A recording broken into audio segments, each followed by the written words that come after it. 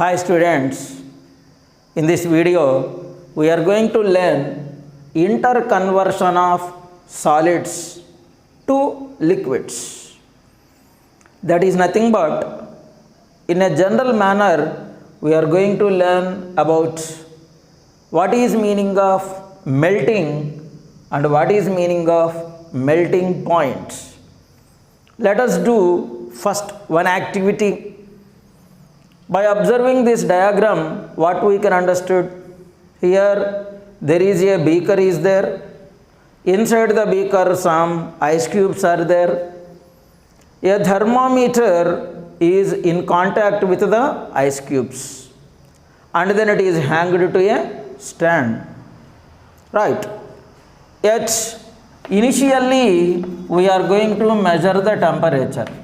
Means the initial temperature by showing the thermometer will be 0 degrees Celsius, which is equal to 273 Kelvin. That we already know. Right.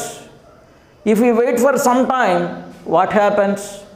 Or if you apply some amount of the heat, what happens? This ice cubes slowly converted into water plus ice. After certain time, only water will be left. Now, at that time, you observe the level of mercury in the thermometer, then also shows, means it shows its final temperature. Its final temperature is also approximately 0 degrees Celsius or 273 Kelvin. This means the ice cubes which present in the beaker absorbs atmospheric temperature or atmospheric heat. They converted from solid state to liquid state. Water is nothing but which state? Liquid state. If you observe here, there is an interconversion of solids to liquids. This means at a particular temperature, a solid clearly changes to liquid. The process of change of phase from solid to liquid is called melting. The temperature at which a solid purely changes to liquid is called melting point. Let us discuss with an example by using wax. How to find the melting point of wax? We should not find the melting point of wax directly by heating on the gas stove or something. For that an experimental setup is there. See the experimental setup. See here. Here a tripod stand is there, a Bunsen burner is there, a beaker is there, inside the beaker water is there, and wax is taken in a boiling tube and a thermometer is also there. First of all, while doing the experimental setup, first of all take a tripod stand. On the tripod stand we should put a beaker. Inside the beaker we should pour some water. Into the water we should insert a boiling tube. In the boiling tube take some quantity of wax, approximately 100 grams if you consider. Then insert a thermometer into the wax. What we can see, we can observe the initial temperature of the wax as 30 degrees Celsius. By adding 273, it will be converted into the Kelvin. Right. Later, start boiling the water. So, why we should take the water first of all? This method is called water bath. What is meaning of water bath? If we supply directly the boiling tube, the heat may not be equally distributed and may not be supplied equally in all the directions to the boiling tube. That means wax should not be melted uniformly. If it is there in the case of hot water, why? Because we are boiling the water and the water starts boiling.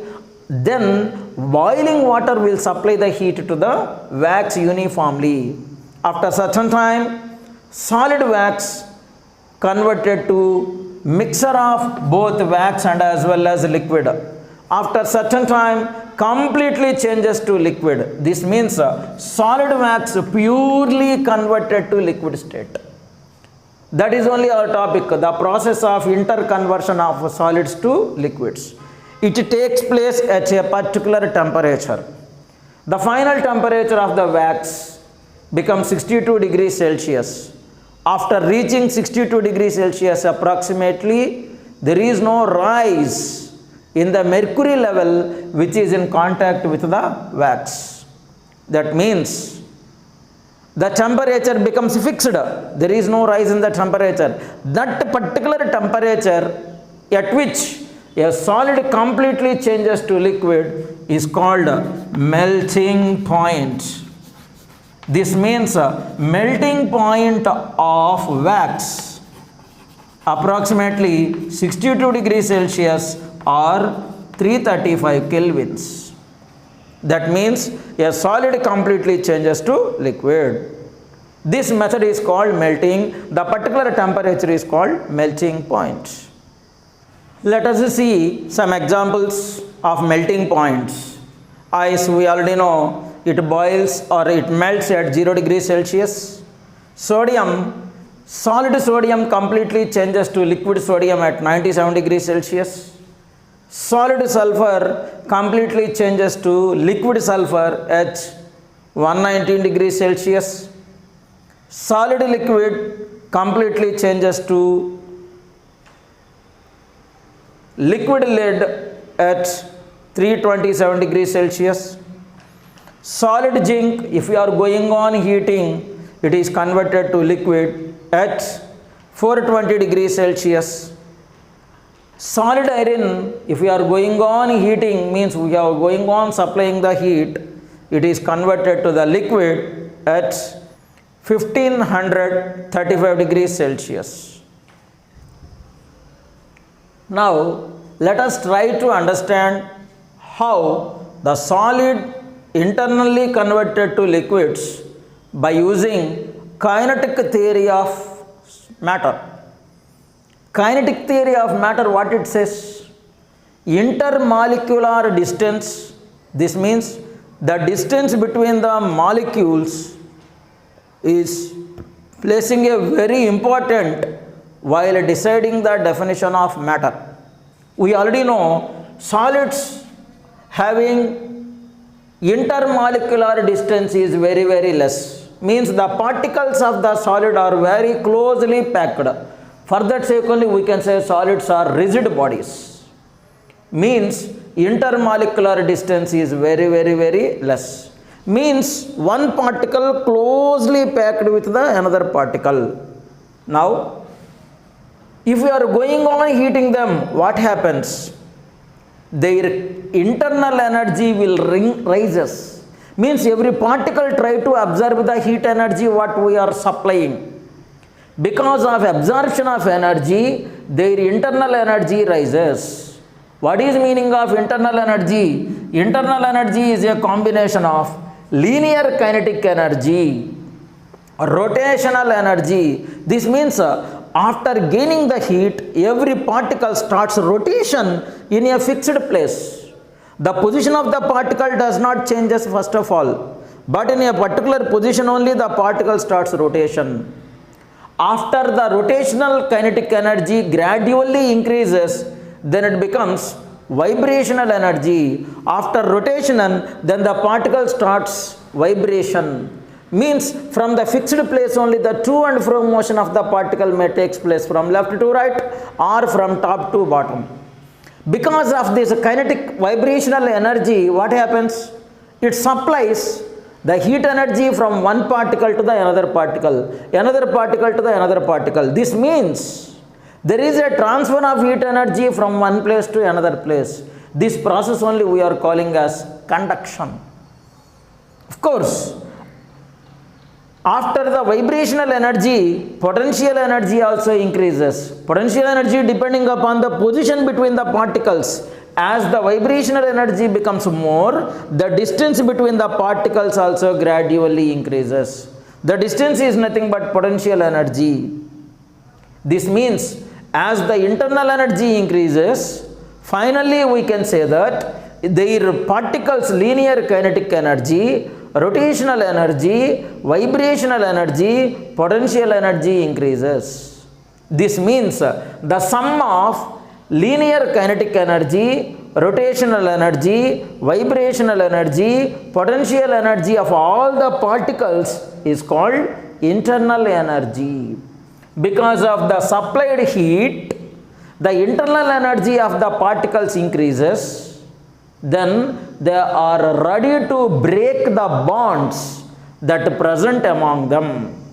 This means because of the supplied heat, molecules gained some energy to break down the bonds that present among them. As the bonds are become slowly weakened, the intermolecular distance gradually increases. Here in the case of solids, intermolecular distance is 2 less, but here intermolecular distance is gradually increases. Whenever the intermolecular distance reaches to a particular point, completely a solid is changes to liquid. This means the intermolecular distance is increased because of the supplied heat. So the heat what we supplied converts a solid phase to liquid phase at a particular point. That particular point is called melting. The particular temperature at which solid phase completely changes to liquid phase is called melting point. This means we can say that intermolecular distance is one of the factor that affecting the melting point. And one more factor is also there which affect the melting point, that is impurities. If this solid has more number of impurities, melting point becomes more. Why? Because that impurities will bind the intermolecules.